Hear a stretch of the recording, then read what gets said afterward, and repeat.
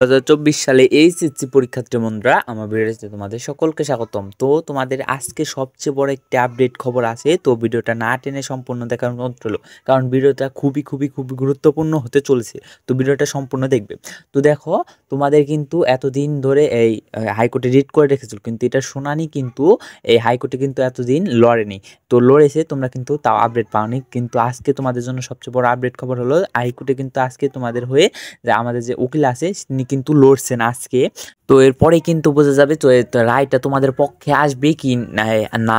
তো এটাই কিন্তু আজকে জানা যাবে। তো এটা কিন্তু তোমাদের জন্য খুবই গুরুত্বপূর্ণ একটি নিউজ। তো এটি ভিডিওটা তোমাদের বন্ধুদের মধ্যে বেশি করে শেয়ার করে দেবে এবং ভিডিওটা লাইক করে তোমার মতামত জানিয়ে যাবে।